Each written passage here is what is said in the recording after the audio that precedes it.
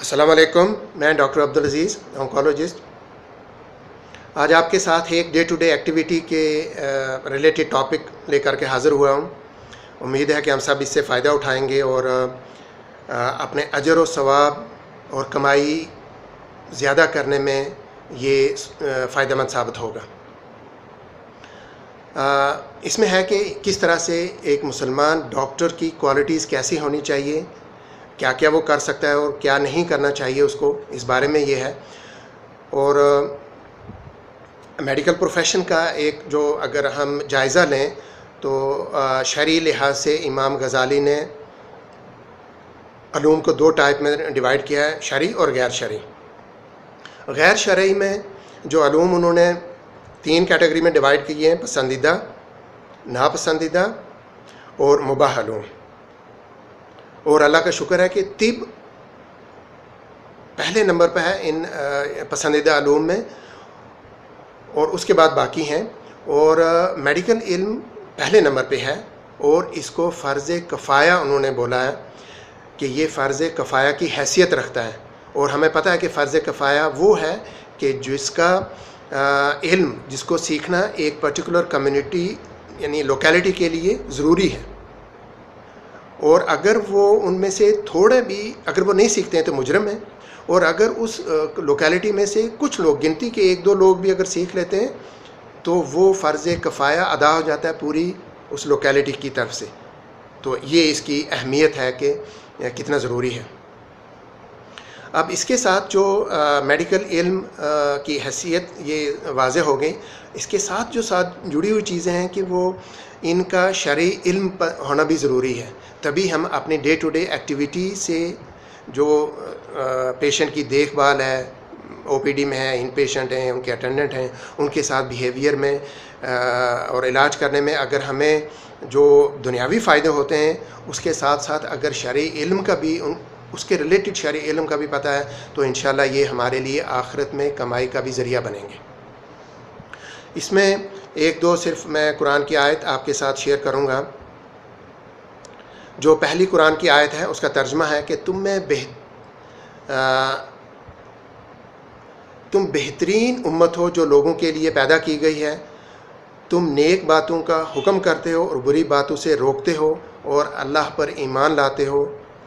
अगर अहले किताब भी ईमान लाते तो उनके लिए बेहतर था। इनमें ईमान वाले भी हैं लेकिन अक्सर तो फासिक हैं। तो इसमें कि किस तरह से पता चला कि किस तरह से जो है जो नेक अमाल हैं उनकी कमाई के लिए, उनकी नेक अमाल के लिए आदमी को करने का हुक्म करना चाहिए और बुरी बातों से रोकना चाहिए। और हमारी प्रोफेशनल एक्टिविटी में ये हम बड़ा आसानी से कर सकते हैं। दूसरी कुरान की आयत है कि यकीनन ये कुरान वो रास्ता दिखाता है जो बहुत ही सीधा है, और ईमान वालों को जो नेक अमाल करते हैं इस बात की खुशखबरी देता है कि उनके लिए बहुत बड़ा अजर है। और ये कि जो लोग आखिरत पर यकीन नहीं रखते उनके लिए हमने दर्दनाक अजाब तैयार कर रखा है। इस आयत से पता चलता है कि दीनी इल्म जो है वो जन्नत में जाने के लिए कितना ज़रूरी है, और जो इस तरह का दीनी इल्म सीखे बगैर रह जाते हैं और फिर बहुत सारी नेकियां कमाने से रह जाते हैं, और उनके लिए अगर पलड़ा नीचे रह गया तो खुदा माफ़ करे कितना बड़ा अजाब जो है वो तैयार है जहन्नम की सूरत में। इससे कि हमारे लिए जो बेसिक दीनी इल्म है वो कितना ज़रूरी है। इसके अलावा मैं सिर्फ आपके साथ एक हदीस एक दो शेयर करूँगा कि रसूल सल्लल्लाहु अलैहि वसल्लम ने फरमाया कि नेक अमाल जो करने हैं उनमें से बहुत सारे नेक अमाल हैं, लेकिन कुछ उन्होंने बताया कि जो मरीज़ की अयादत, भूखों को खाना खिलाना और ग़ुलाम आज़ाद करना बहुत बड़ा नेकी का काम है और बहुत बड़ा अजर है। ग़ुलाम आज़ाद तो आज ग़ुलामी का ज़रिया जो है वो ख़त्म हो चुका है, लेकिन भूखों को खाना खिलाना और मरीज़ की अयादत करना ये बहुत बड़े अजर व सवाब का ज़रिया है। تو اس حدیث سے پتہ چلتا ہے کہ ہماری جو ڈیلی کی ایکٹیویٹی ہے، مریضوں کو دیکھنا، بات کرنا، علاج کرنا اور اس طرح سے، اس میں بھی دین نے کتنا بڑا اجر رکھا ہے. اور اگر ہمیں علم ہے ان چیزوں کا تو ہم یہ روزانہ کتنی بڑی ایک اجر اور ثواب کما سکتے ہیں. اور اگر اس کا علم نہیں ہے تو ہم اس سے کہیں محروم نہ رہ جائیں.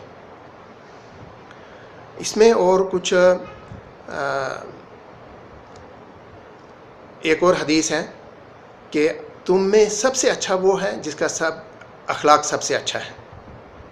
تو یہاں آدمی کے اچھا ہونے کا اور اس کے ایمان کے زیادتی ہونے کا اخلاق کا بتایا گیا ہے.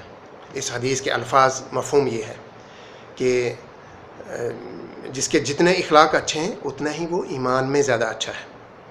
تو اس سے بھی ہمیں اپنے اخلاق کو سدھارنے اور اخلاق کو بہتر سے بہتر بنانے کی اہمیت کا پتہ چلتا ہے.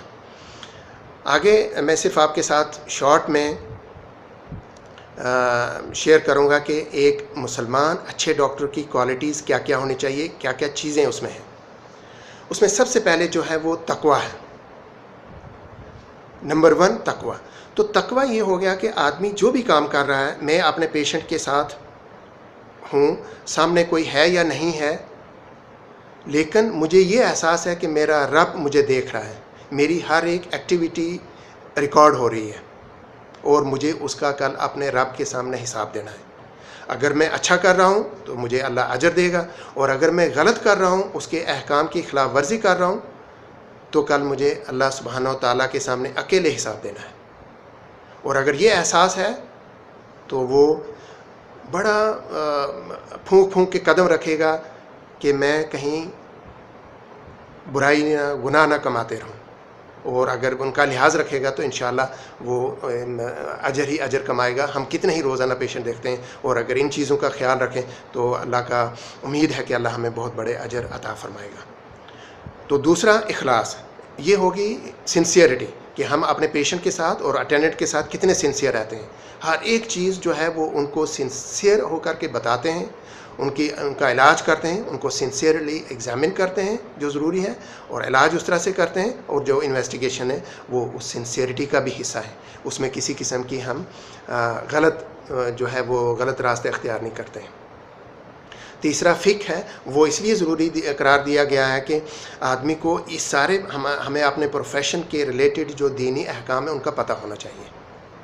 اور وہ پتہ تھوڑی ساری میں صرف آپ کا اشارہ کرتا ہوں اس طرف کہ ابارشن کے احکام ہیں. تو ایک مسلمان ڈاکٹر کو ابارشن کے احکام کا علم ہونا چاہیے، تبھی وہ اس میں گناہ سے بچ سکتا ہے اور نیکی کما سکتا ہے. اسی طرح سے پلاسٹک سرجری کے احکام ہیں. لوگ اپنی شکل جو ہے وہ چینج کرواتے ہیں بہت سارے، اسپیشلی فیمیل جو ہیں. تو اس کے لیے بھی ایک ڈاکٹر کو پلاسٹک سرجن کو شرعی احکام کا علم ہونا چاہیے، نہیں تو گناہ کا سبب بنے گا. دوسری ایگزامپل، لوگ کچھ آپریشن کرتے ہیں اور ہارمون ٹریٹمنٹ لیتے ہیں جو ٹرانس سیکچول بننے کے لیے، وہ میل سے فیمیل، فیمیل سے میل بننے کے لیے جو یہ کرتے ہیں، تو اس کے بھی احکام اس پرٹیکولر ڈاکٹر کے لیے جاننا بہت ضروری ہے.